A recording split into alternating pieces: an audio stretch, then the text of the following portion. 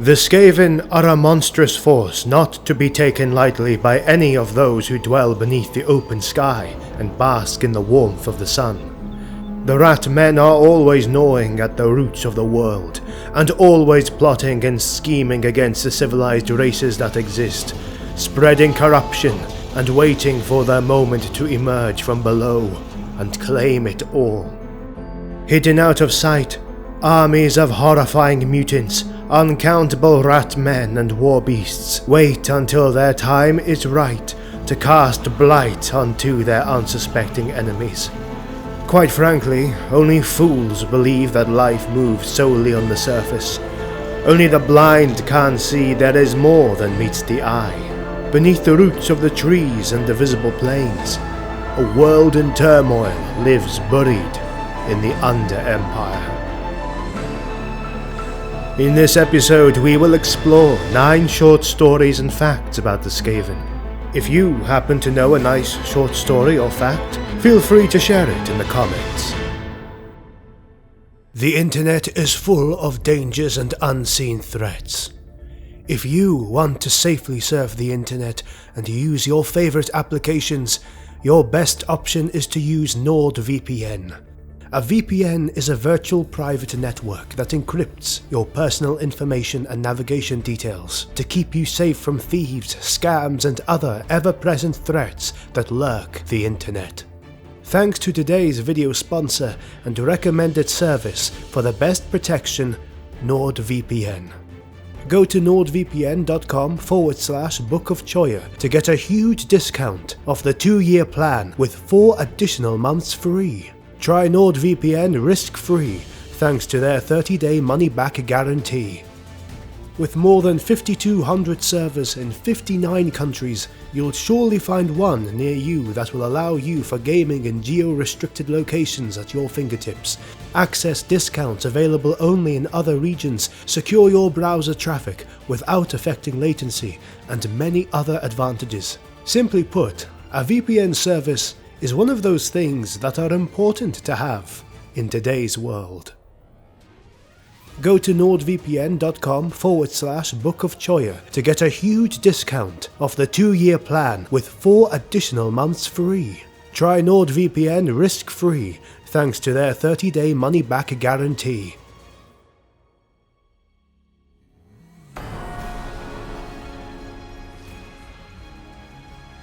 Many SKAVEN use the mechanized weapon known as the Warplock Jazztails. These are long-barreled rifles that use warpstone as ammunition and are deadly weapons that have ended the lives of many individuals across the world. Many rat men claim the title of being the best shot of the Under-Empire, but legends tell of a sharpshooter known as Natty Bubo of Clan Moors, who could reportedly put a shot through the telescope of an onlooking dwarf engineer at a distance of over 7,000 paces.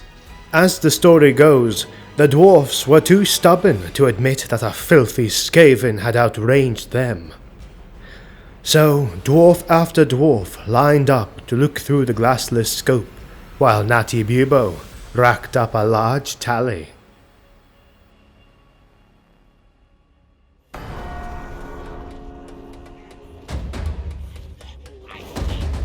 I've fought some beasts in my time. Tusker boars, corpse hounds, greenskins. And once I even killed a bear with 2 heads, out with a hunting party in the Drakewall. But what attacked us in the hills, near Helmgart, was like nothing me nor the lads had ever seen before. Scrawny things they were, like rats, but bigger than wolves, and just as damned quick.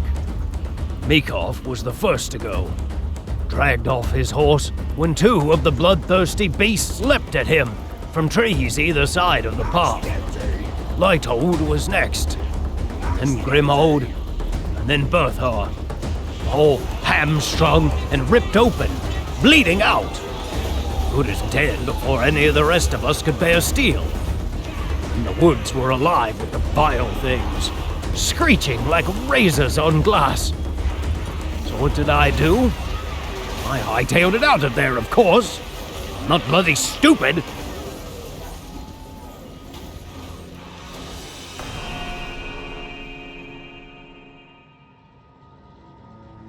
The SKAVEN are known to use warpstone as money, as ingredient for crazy inventions, as ammunition for their wicked weapons, and even as food.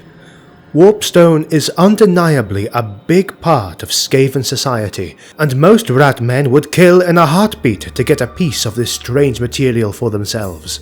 But what is this substance exactly? The scholars that have studied this dangerous and unstable material have concluded that it is the physical manifestation of raw magic. It comes from the winds of magic that blow into the world from the gaping wound in the fabric of reality that is located in the northern wastes. It flows as clouds of dust, and eventually they pool and crystallize into solid forms of venomous green that we know as warpstone. They can all vary in size, from small nuggets to dangerously big meteors, and the SKAVEN will always fight their way until having them in their power. The children of the Horned Rat everywhere use something called warp token as their main form of currency. A token is a small piece of malformed, refined warpstone. The refinement is important because such warpstone has amplified effects and a smaller chance of mutation. The tokens themselves gather their value from the fact that Greyseers and Warplock engineers literally eat them for power, as well as use them for ammunition. It is the power supply of their dark technology and spellcasting. It is also a key ingredient for mutating purposes, and many terrible beasts that should simply not exist walk the earth thanks to the dark and mysterious powers that the warpstone provides them. Many of these abominations have chunks of warpstone drilled into their brains, torsos or limbs, making for multiple mutations, increased strength and unnatural resilience, and so on.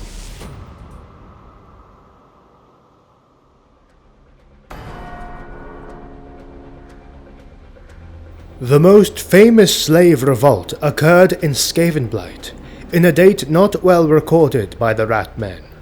It is said that a very high number of slaves, coming from many clans, rose up against their oppressors, following Scabicus, a slave-turned-warrior, who promised a better existence for them. Legions of armored storm vermin assaulted down narrow tunnels to suppress the growing rebellion, but the slaves held firm, elevated by their common purpose, sheer force of numbers, and a very competent leader. They might have gained their freedom had not the devious Council of 13 addressed the rebellion and announced pardon for any who desisted and pointed out who their leader was. It is said that over 10,000 Skaven slaves pointed out Scabicus and then watched as it was quickly cut down by the concentrated attack of the storm vermin.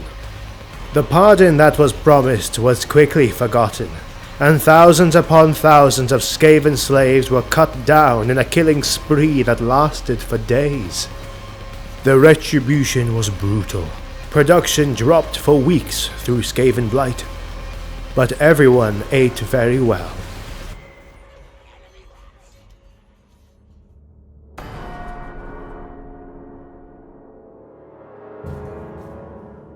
Perhaps the most powerful minor chaos god, and the deity that the SKAVEN worship, a mysterious being known as the Great Horned Rat, known also by a plethora of other names, all of them ruinous and foul.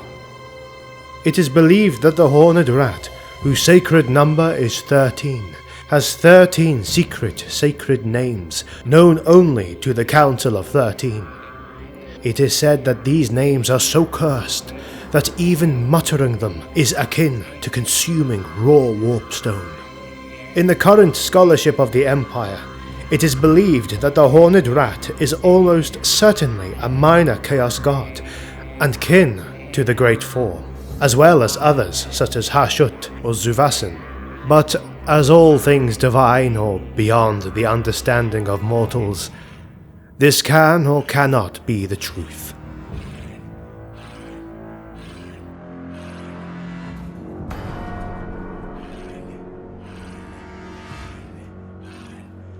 As all legends, this is unconfirmed by the scholars of the Empire, But it is believed that Creethal Grizzlegut was a particularly big and particularly angry rat fellow who reached apotheosis by unknown means. However, it is believed that he did not become a demon prince of any of the Great Four, nor a vermin lord of the Great Horned Rat. He became his own independent demonic god entity simply called Creethal the Vile. As such, alongside the dwarfs with Grimnir and the men of the Empire with Sigmar, the SKAVEN can be counted amongst the few races that have had a god made from one of their mortals, beings that transcended the mortal planes and reached apotheosis. His lesser and greater demons are unknown, and so is his sacred number, but his domains are that of ruin and destruction.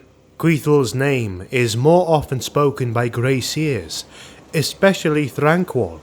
Curiously, it is used as an insult.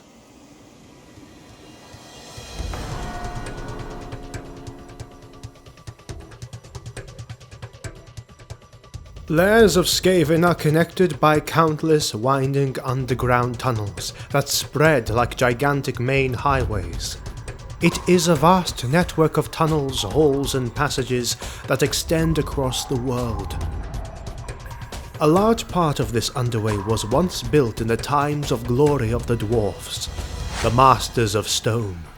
Such prosperous times are long gone now, and the SKAVEN now move most freely through these underground passages. The dwarfs of the Karazankor kill them by the thousands per day, with mighty gunpowder and deadly traps. The very land of Lustria itself vomits forth plague and venom to extinguish the rat men. The greenskins fight them incessantly through the tunnels and open fields alike. No place and no race is ever safe from the grasp of the Vermintide. From the bowels of the earth to the highest of snowy peaks, there are SKAVEN probably hiding somewhere. There is no escape, no place the underway cannot reach, except for the island of Ulthuan, which is magically protected by powerful enchantments that block the SKAVEN of the underway from penetrating into the sacred lands of the elves.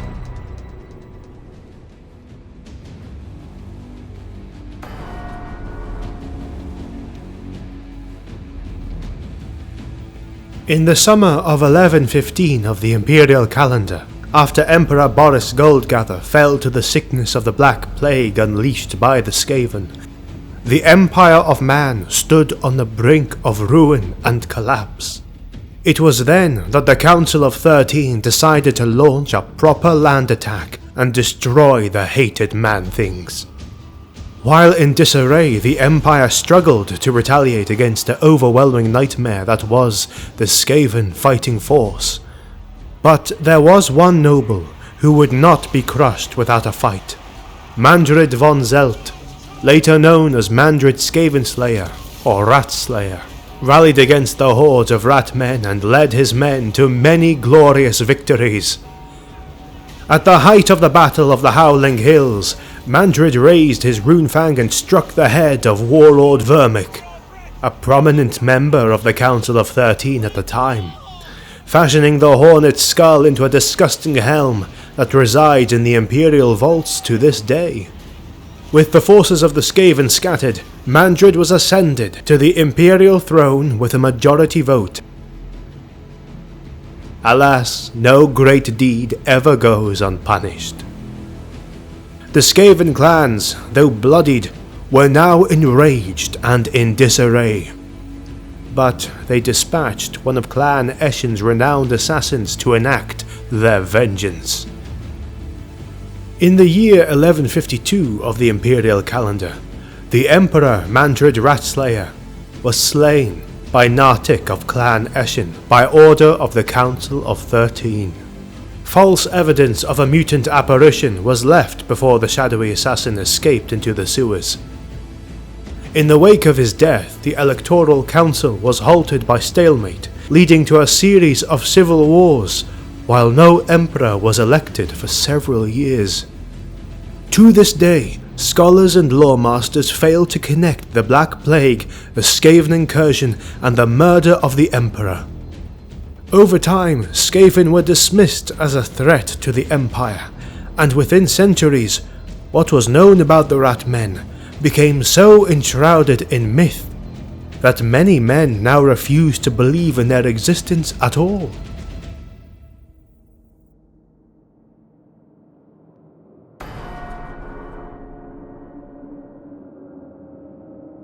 Henrik was only a youngling when he saw it, a dead rat lying in the corner alone, rotting. Even the flies avoided it.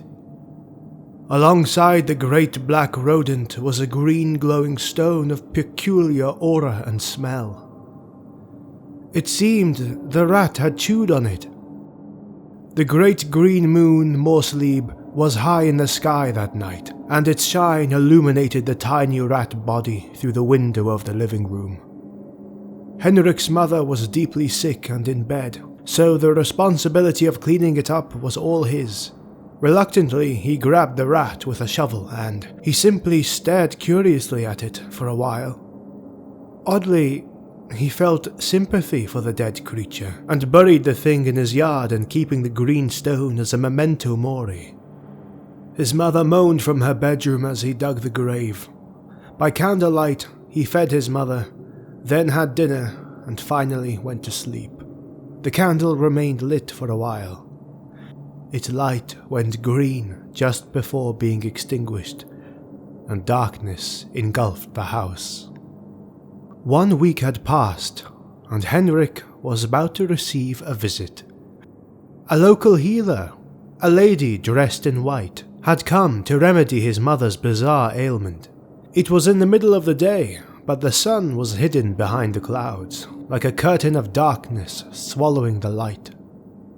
She arrived at the ramshackle home, but got no warm welcome, as was usual for a healer. To the side, in the yard, was an empty hole, tiny claw marks indenting the margins. Through the window she could only see darkness, save for a tiny amount of sunlight that shyly illuminated the specks of dust inside.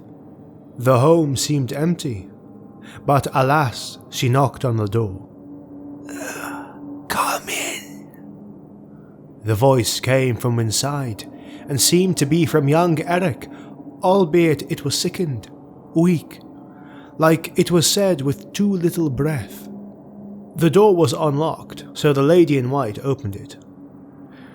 As she walked, the floors creaked, and she could, if quiet, listen to something moving beneath the boards, clawing at the wood. The lady in white continued forth, seeking some sort of light, like a fireplace or a candle. And eventually, one presented itself to her.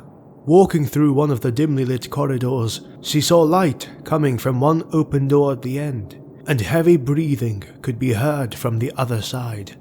The door opened slowly, and the lady in white entered. Mercifully, the room was not entirely lit, but indeed she could see Henrik's mother. A bloated thing, contorted in its own agony, the pained moans not too certainly coming from her snout. It had 4 paws in the place of feet and hands, and its yellowish-pink skin was covered in blisters and 12 foul-smelling holes from whence a milk-like substance was secreted. A black rat strolled through the room, quickly making its way outside, the door shutting behind it. The woman in white, however, was not frightened. To heal such a creature, she produced from her satchel a scalpel. "Will you help my mother?" Henrik was behind the woman, seemingly having been hidden behind the door. "Yes," said the woman in a quiet, determined voice. "No, you will not." He had in his hand something that glowed green. Henrik stepped into the candlelight of the room, showing his bizarre image. His skin was dotted with patches of grey, rattish fur, and his mouth was more of a toothy maw, his teeth yellow and sharp. His eyes were entirely black, and reflected the candlelight with a red tinge. His right hand, truly closer to a paw, held a butcher's knife. The window opened as a gust of wind entered the room and snuffed out the candle. And all that remained was a single speck of green light emanating from the strange stone in Henrik's hand. It reflected off the boy's own black eyes, and suddenly dozens of other, smaller eyes filled the room.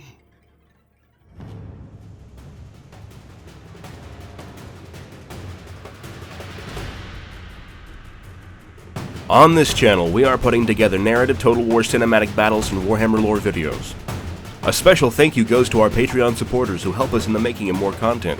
You can also join Patreon and earn extra perks while supporting the videos to come. Find the link in the description below. Make sure to subscribe, and thank you for watching. See you on the next one.